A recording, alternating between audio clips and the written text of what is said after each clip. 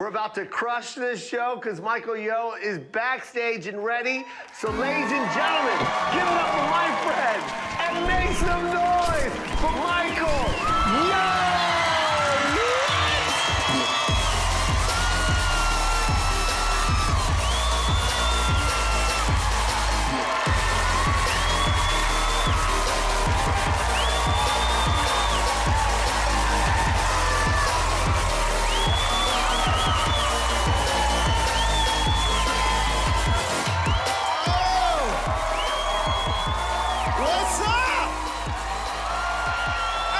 Talking about. Sit down, man. Oh my God. I feel so good. Thank you so much, man. Yes. That's what I'm talking about. Oh my goodness, man. My boy Joe Coy, he said, you got your first special. Where are you going to shoot it at? New York, Miami, San Francisco. I was like, nah, Glendale.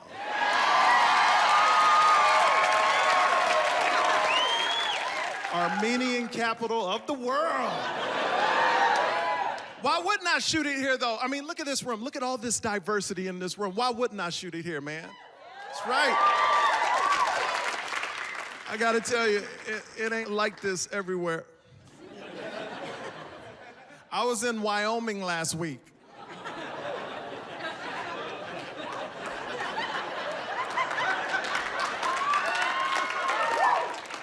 I was the diversity in Wyoming. I was on stage, they were like, I didn't know Tiger Woods did comedy. Yeah, man, I mean, look at it. We got black folks here. I'm sorry, I just pointed you out like that. That was kind of messed up. What's your name, man? James, all right, man, I like that. James and I. We got Asian people here. I love Asian people, man, I love them. I love the way they yell. They yell the exact same way no matter where I go. It's like, ah!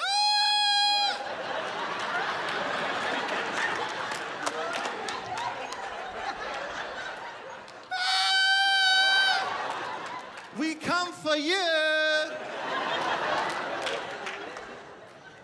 But I gotta tell you my favorite ethnicity, and I love these folks. Oh, they got so much passion. I'm talking about Latinos, man.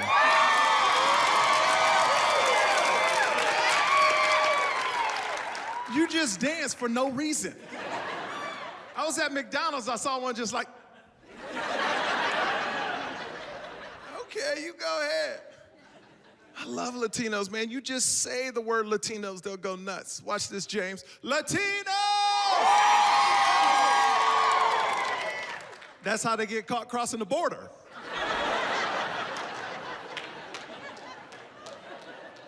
Donald Trump is at the wall, Latinos, they're like, what?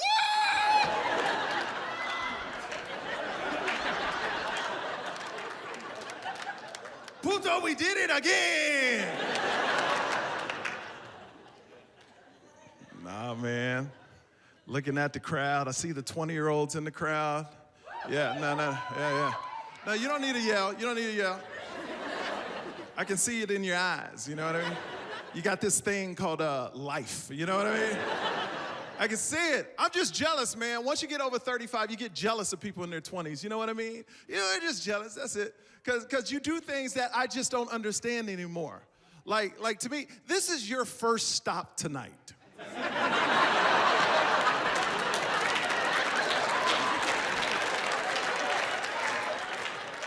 You haven't even had dinner yet.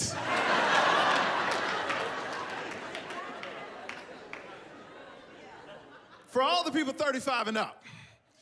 No.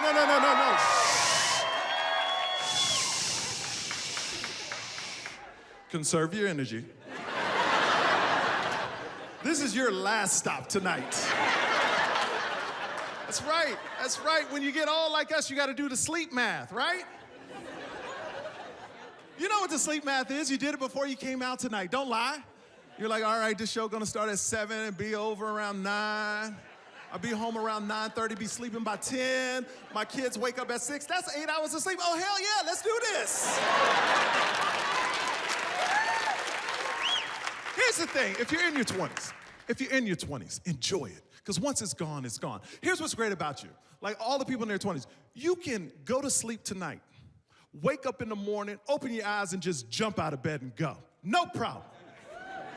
For all the people like us, all the older people, you ever go to bed feeling fine? And then when you wake up, it feels like somebody beat the shit out of you? Who is beating us up in our sleep? How do you get sore not moving?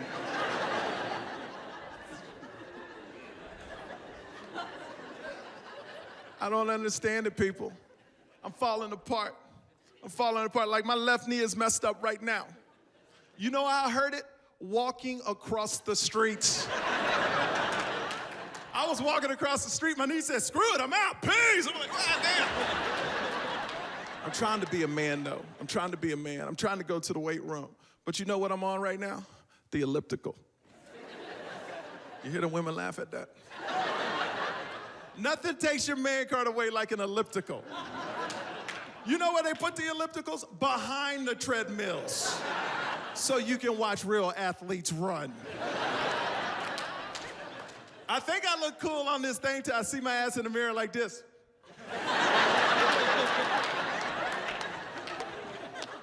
I'm a bitch, that's what I'm saying. I hate getting older, man. I hate it. Because I'm starting to say things my parents used to tell me. You catch yourself saying those things that your parents said to you.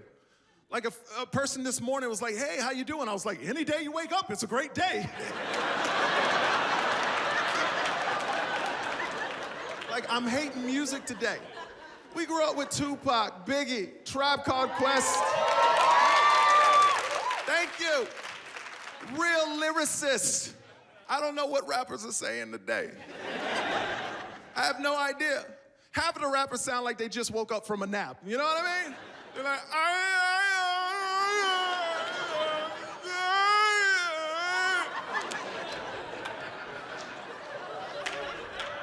why are you rapping on Ambi and Fetty Wap? What's going on? Or all these rappers just make sound effects. They just make sound effects like Cardi B. You heard her? She's just like, what do you got, Tourette's, girl? What's wrong with you? But one thing that really makes me mad and it makes me angry is breakup music today. Oh, what happened to breakup music? It used to be so good. It used to be so good. You know how I know breakup music is awful today? People are dancing to breakup songs. People are dancing and don't even know they broke up, people. That's what I'm saying. Oh, man, it's terrible. They're fun and poppy today. Like, raise your hand if you like Taylor Swift so I can punch you in the throat.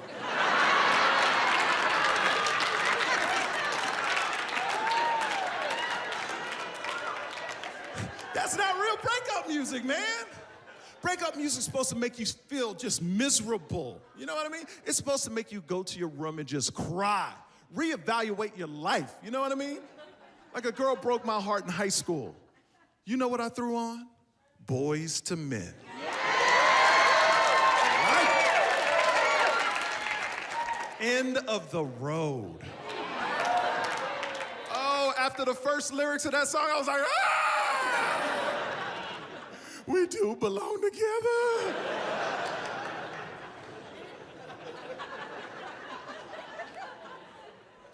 Our music had passion.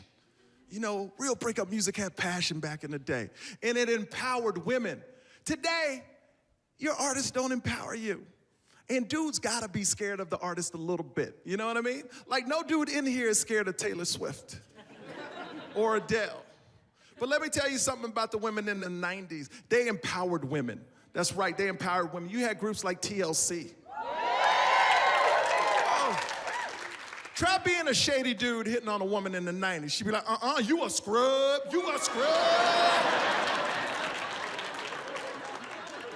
Get your scrub hands off of me.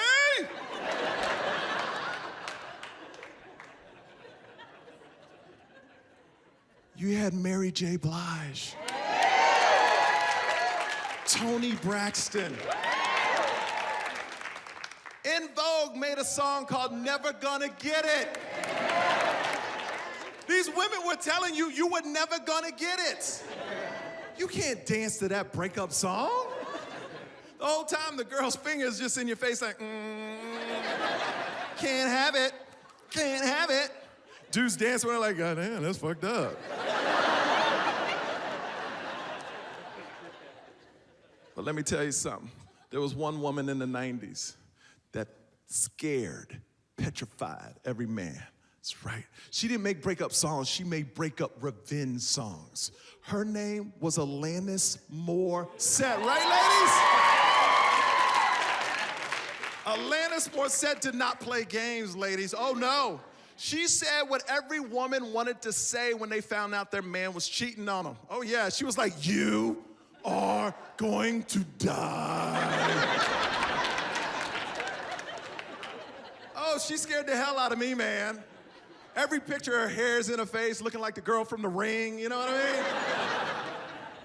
If you don't believe Alanis Morissette empowered women, in the 90s, she had chicks cutting off dicks and throwing them out of car windows. Remember that? Lorena Bobbitt was her name. Driving her car, singing the wrong lyrics into the dick. You are going to die.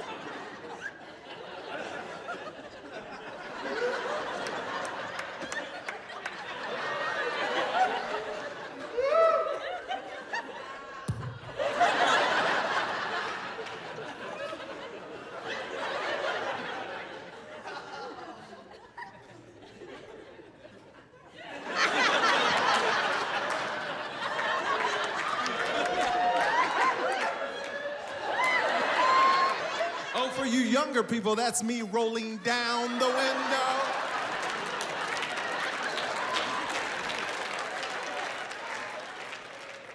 Now, I know a lot of y'all right now are going, how old are you? I know I look young. Black don't crack, Asian no raisin.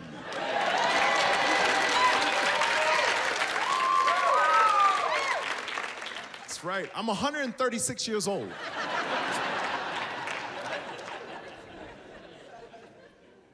But you know what? They got a name for me. They got a name for me, Black and Asian. They call me Blasian. Yeah. Mm-hmm. Yeah, you hear all the white women? Oh, yeah. They love Blasian dudes. Because I'm a starter black.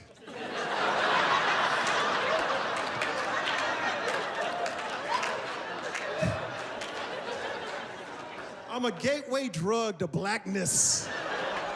I'm like weed for white women, you know what I mean? They start with me and they wind up with James down here.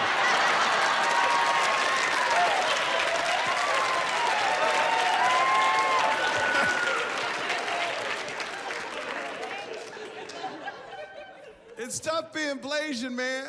The struggle's real. Because you have two polar opposites in one body. You got Black and Asian in one body. Always fighting, never getting along.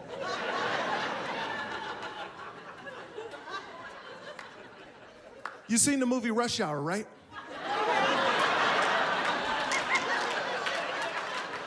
I am Rush Hour, people.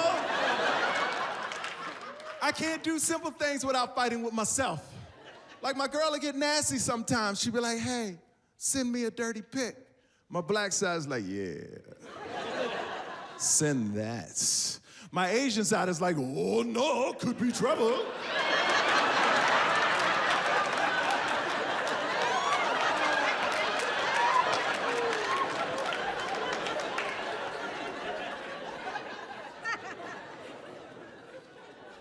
The struggle's real being Blasian. Or mixed. Because no matter where I go, nobody knows what I am. That's when they call me what they want. Yeah. I go to Miami, they're like, hey, you're Puerto Rican.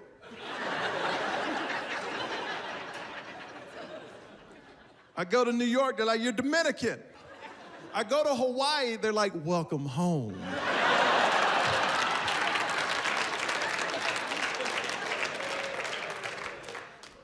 I was born and raised in Houston, Texas. I went to an all-white school in Houston, Texas. A lot of people don't believe me, so look at that right there. Here I am.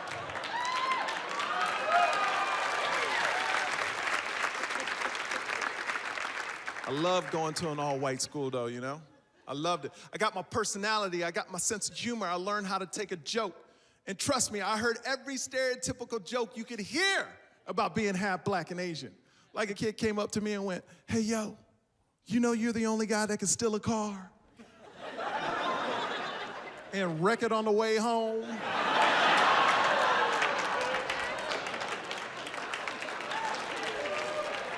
That's impossible, man. You know how hard it is to steal a car with flip-flops and socks on? Come on now. My dad, he was born and raised in Louisiana. He served our country in the Army, folks.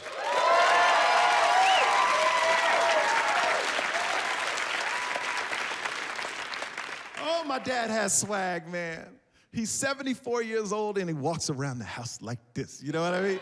And he's always laughing. He's like, yeah, yeah, yeah, yeah, yeah, yeah. And he's always pointing at shit that's not there. He's like, yeah, yeah, yeah, yeah, yeah, yeah, yeah, yeah. Like, my dad's a special man, you know? Like, he taught me lessons in 5 seconds or less.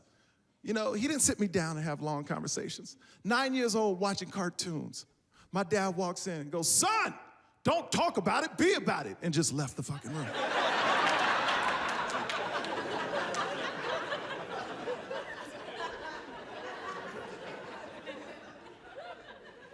There's another reason my dad has swag. This black man has a PhD in nuclear physics.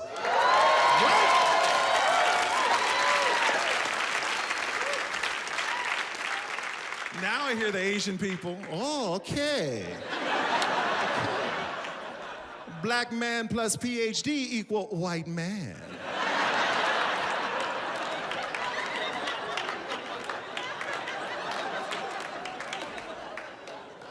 My mom.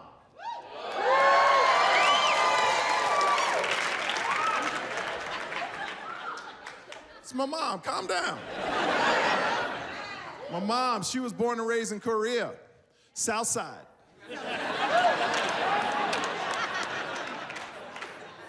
Now we know who doesn't watch the news in this room. But here's the thing about Asian women. They don't have filters. If they think it, they say it, it flies out the mouth. If you don't believe me, go to the airport. They all got masks over their mouths, just walking around, talking shit about people like, "Oh, you so stupid, you so dumb. Oh, your purse is fake."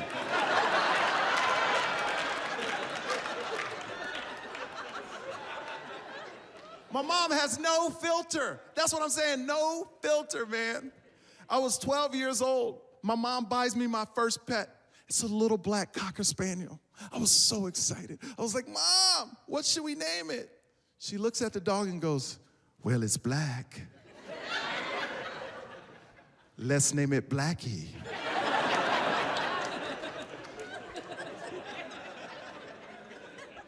You can't name a black dog Blackie, Mom. That's racist. She go, "Oh, so funny, so funny. I racist, okay. You know you have black dad, right?"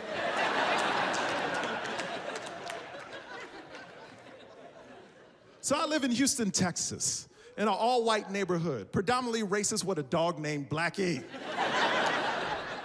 I didn't care. I was having the time of my life with the dog in the front yard. It's dinner time. My mom comes out and goes, "Hey, Blackie, come home."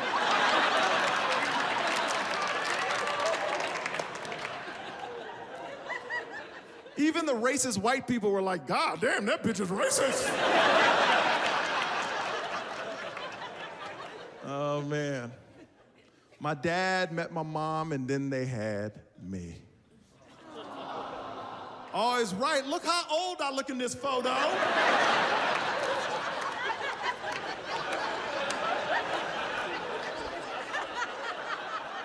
I look younger now than I do in this photo.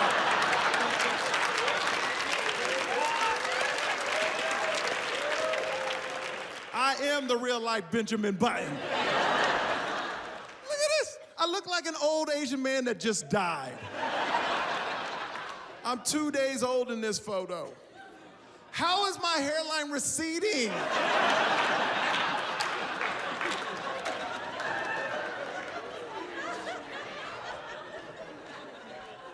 It's all right, man.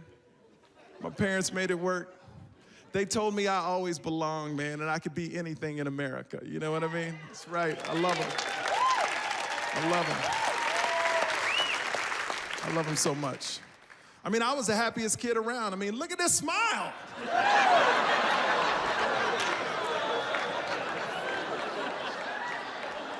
Look how big those teeth are, man. I'm 8 years old in this photo. My teeth are 46.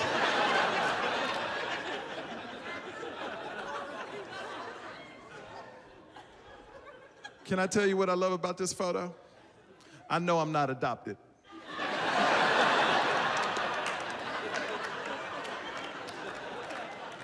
If you take my dad's head, squish it into my mom's head, that little shit pops out.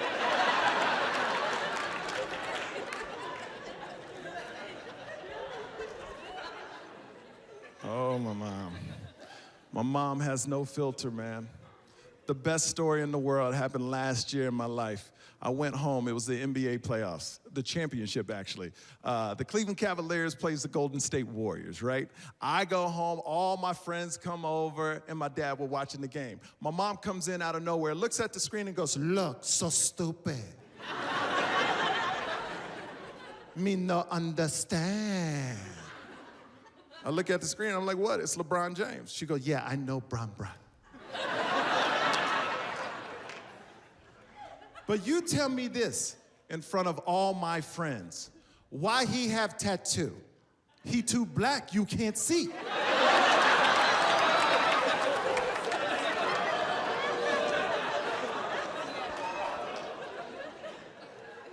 Mom, my friends are here. That shit is racist. Oh, so funny, so funny. So I racist now. Okay, I racist. But you know racist, right? I'm like, nah, Mom, I'm not racist. She goes, good. Since you know racist, tell me what tattoo said.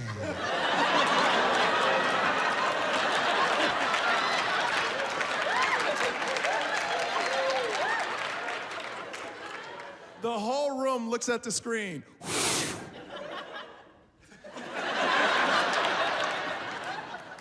We couldn't tell what the shit said either. But I didn't want my mom to know she was right. I look at my dad for help because he's the leader of the pack. He jumps up and goes, "I got this, son." I got it. It says KWNTMTOB. My mom goes, KWMTNDOB. He goes, "Yep, Korean women need to mind their own business, shit."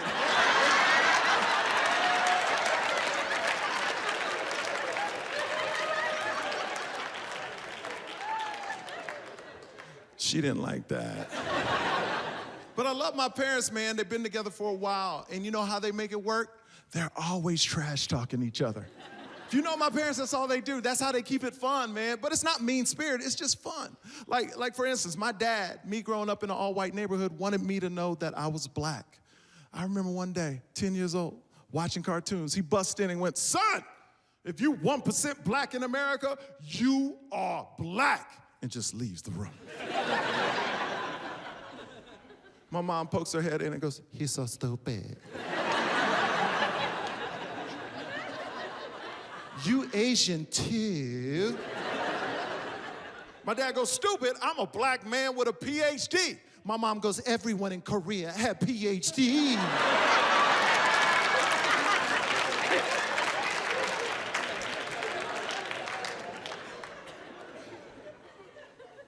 Man, I tell you, black father, Korean mother, and I tell you what, my black father gave me whoopings, yes, but there is no beat down like an Asian mom beat down.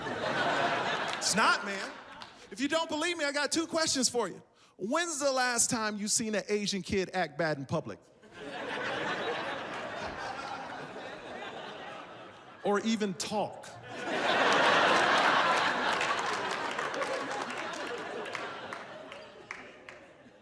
You don't even see Asian moms hit their kids. You just hear a sound.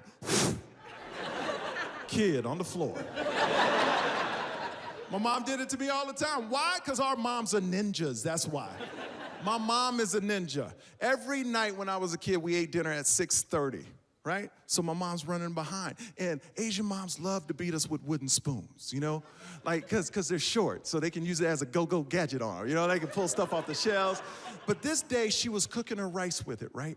It's 6:30. My mom's running behind. She looks at me and goes, "Hey, boy, set table." I'm a punk-ass kid. I go, "Set the table? Mom, forget you."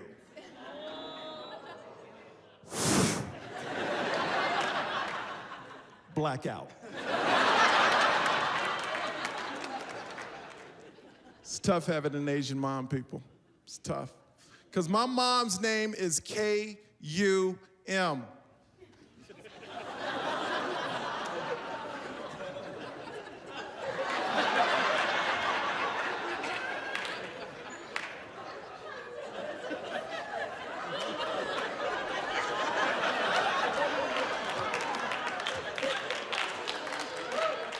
My mom's name is Cum.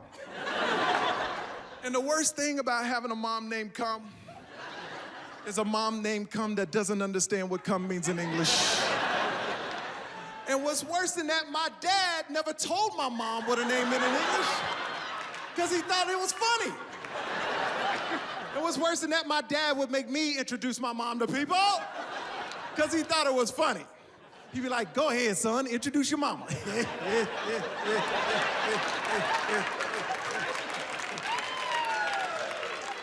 Oh, I never forget it. I never forget it. My mom is driving the car.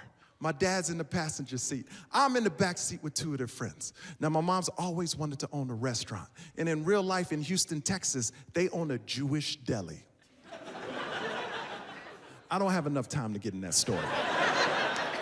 So my dad is like, "Okay, you want to own a restaurant? What kind of food you want to serve?" My mom is like, "I love burgers. Let's serve burgers." My dad's like, "Great, I like burgers too. Honey, what would you call it?" She says, "I call it Cum Burger."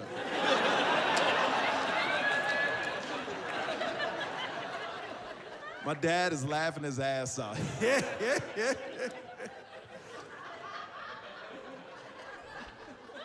After about 30 seconds, he looks at my mom and goes, "Nobody go in that restaurant." You need to change the name, honey. You're making it about yourself. It's not just about you, it's about the family. Now, my name is Yo, and my dad's name is Oliver. So my mom was like, "Good idea." You know what I do? I put all our names in restaurant. My dad's like, "Great, I like that. Honey, what would you call it?" She said, "I call it Cum Oliver Yo Burger."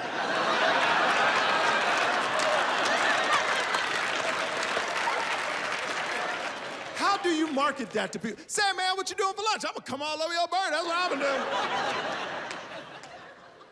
It's terrible. I tell you, my dad was stationed in Korea. Fell in love with my mom, came back to America, saved up money for 2 years. They wrote letters back and forth. My mom ran away from her parents because they wouldn't let her marry a black guy. My dad left his parents because they wouldn't let him marry an Asian woman. They still got married, and they've been married 45 years to this day.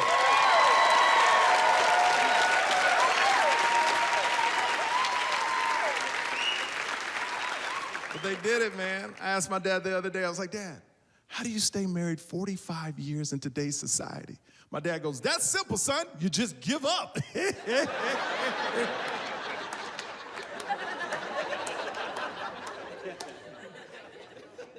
Like, give up? What do you, son, you don't give up on your life. You just give up on your opinion. Then my mom walks by and goes, "No, you have opinion. When I say you have opinion." My dad can't even order his dinner anymore. Yeah, I take him out to eat the other night. My dad goes, "I'm gonna take the steak." My mom goes, "You don't like steak?" My dad looks at me and goes, "She's right, I don't like steak."